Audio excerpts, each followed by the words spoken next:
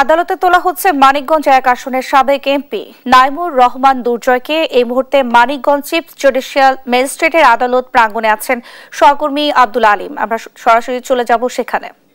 আলিম, সাবেক এমপি আলিম, আপনি শুনতে পাচ্ছেন?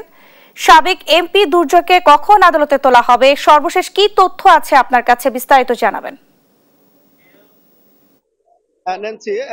ন্যান্সি যেমনটি বলছিলেন, মানিকগঞ্জ ১ আসনের সাবেক সংসদ সদস্য ও বাংলাদেশ ক্রিকেট বোর্ডের যে সাবেক পরিচালক ছিল নাইমুর রহমান দুর্জয়, সেই সাবেক এমপি দুর্জয়কে গতকাল মধ্যরাতে মানিকগঞ্জ জেলা গোয়েন্দা পুলিশের মানে ডিবি শাখার যে সদস্যরা অভিযান পরিচালনা করে ঢাকার লালমাটিয়া এলাকার তার নিজ বাসভবন থেকে তাকে গ্রেপ্তার করা হয় এবং আজ কিছুক্ষণের মধ্যেই এই ১০ থেকে ১৫ মিনিটের মধ্যেই কিন্তু তাকে এই আদালতে তোলা হবে বলে পুলিশের ঊর্ধ্বতন যে কর্মকর্তা রয়েছে তারা জানিয়েছেন। তো আমি এই মুহূর্তে অবস্থান করছি চিফ জুডিশিয়াল ম্যাজিস্ট্রেট আদালতের সামনে। তো আপনারা দেখতেই পাচ্ছেন যে এখানে বিভিন্ন যে জনতা মানিকগঞ্জ ১ আসনের ঘিওর, দৌলতপুর এবং শিবালয়ের সাধারণ জনতা যে ভিড় করেছেন এবং তারা তারা অপেক্ষা করছেন যে কখন দুর্জয়কে তোলা হবে এবং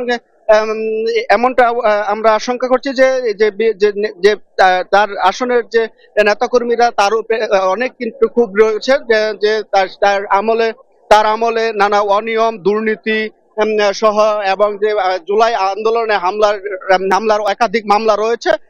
তো আরেকটা জিনিস বলে রাখি যে ঢাকা মহানগর যে সিনিয়র জজ আদালত রয়েছেন সেখানে কিন্তু দুর্জয়ের যে ঢাকার লালমাটিয়ার যে বাসা রয়েছেন ২০০০ স্কোয়ার ফিটের উপরে, সেই বাসাটি জমি এবং ৩টি গাড়ি জব্দের নির্দেশ দেওয়া হয়েছিল এবং তার যে ১২টি ব্যাংক হিসাব রয়েছে সেটিও জব্দের নির্দেশ দেওয়া ছিল। তো এই কিছুক্ষণ পরেই কিন্তু এই আদালতে তোলা হবে নাইমুর রহমান দুর্জয়কে। তো আমরা এখন অবস্থান করছি। এই ছিল আমার কাছে নাইমুর রহমান দুর্জয়ের যে গ্রেপ্তার তার সর্বশেষ